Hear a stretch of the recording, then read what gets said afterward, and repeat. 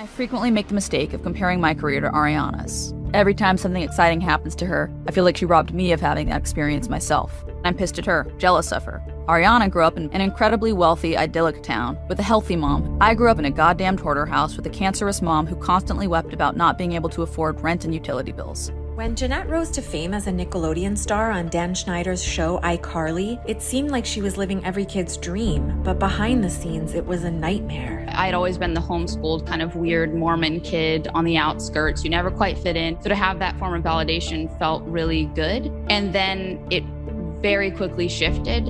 I would cry and I'd tell my mom, I don't want to do this anymore, but she'd say, well, we need this. And then I'd feel guilty. Why wouldn't her mom let her stop? By the time she was 15, Jennette was the one paying all of her family's bills, and they depended on her. My family was struggling from the day I was born, so my mom put me in acting when I was 6 to bring in some additional income. I think my mom saw my career as a way out.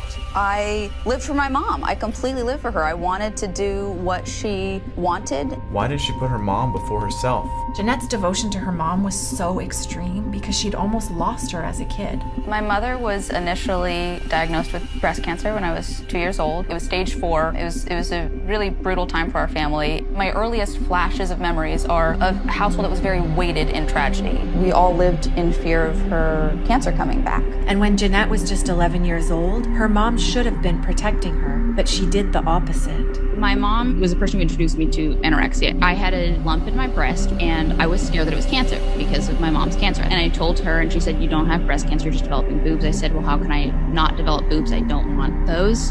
And she said, well, there's a thing called calorie restriction. In many ways, your mother tried to keep you a child. Yeah, I think my mom wanted to keep me as controllable as possible. I just thought, well, mom's looking out for me. Mom wants me to not have breasts so that I don't have breast cancer. Mom wants me to look young so I can book more roles so I can support the family and do the thing. On the outside, I was doing a lot of the performing, this happy-go-lucky Nickelodeon kid, but inside I was hurting. It was painful. I was angry. I felt unsupported. When Jennette was cast in her own iCarly spinoff, Sam and Cat with Ariana Grande, it only made things worse. My co-star Ariana Grande is a burgeoning pop star who misses work regularly to go sing at award shows, record new songs, and do press for her upcoming album, while I stay back and angrily hold down the fort. Then this week, where I was told Ariana would not be here at all, and that they would write around her absence this episode by having her character be locked in a box.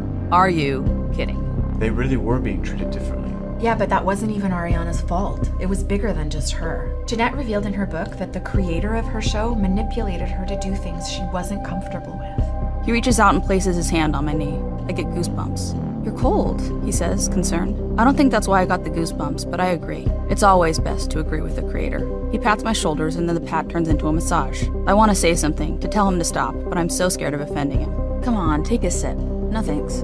Come on. I've never had alcohol before, and I'm only 18. Couldn't I get in trouble? The Victorious kids get drunk together all the time. The iCarly kids are so wholesome. We need to give you guys a little edge. Oh my god. Is that Dan Schneider? Jennette doesn't name him in her book, but Dan Schneider created both iCarly and Sam and Cat, and Jennette wasn't the only one who was put in uncomfortable situations on set. I'm thirsty!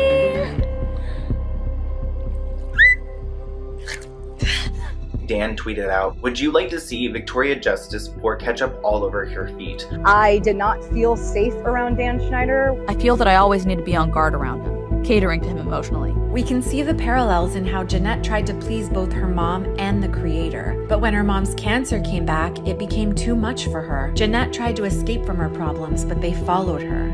You ran away to Hawaii with your boyfriend. He and I sort of began our relationship very shortly after my mom's recurrence of cancer. Something I am grateful for in that relationship is that I was hearing for the first time how unhealthy my mom was. There were some paparazzi pictures that somebody had taken of us, and then my mom found those paparazzi pictures. She sent me many scathing emails just telling me exactly how disapproving she was. Dear Nat, I am so disappointed in you. You used to be my perfect little angel, but now you are nothing more than a little, all caps, slut, floozy, all used up. You caused my cancer to come back.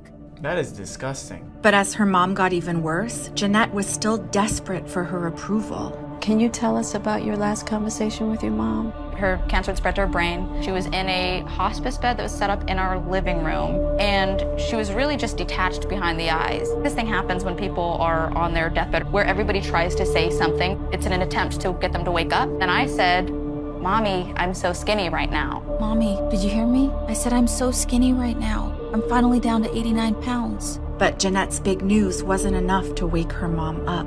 Jennette Mccurdy's mother has passed away after a long battle with cancer.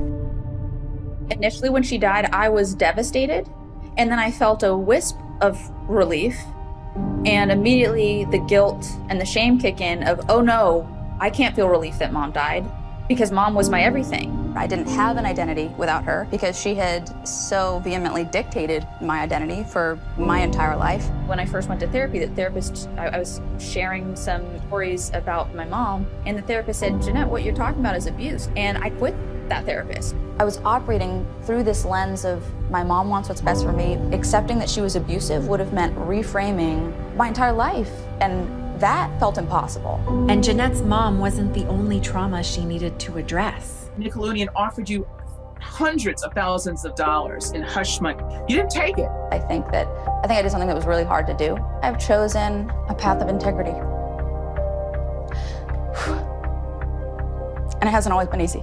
Following an internal investigation, Nickelodeon stated they'd found no evidence of sexual misconduct from Dan Schneider, although Insider reported that Schneider has admitted to asking for massages from female colleagues. Despite this, the company has ended their working relationship with the producer after 25 years. Why hasn't Ariana spoken out about her time on Nickelodeon? We don't know for sure, but Jennette's experience shows us how hard it can be to accept that something you lived through was actually abuse. Before you can speak up about it, you have to see it for what it is. I recognized in that moment, oh wow, I'm doing a lot of mental gymnastics here to keep my mom where I wish I could keep her. And I know that if I want to be healthy, I'm going to have to not have her be on that pedestal anymore. Were you ever able to forgive your mom for the behavior and for, the issues that it caused? I worked toward forgiveness. Oh God. I worked toward forgiveness for a really long time. And my therapist said to me one day, what if you don't have to work toward forgiveness?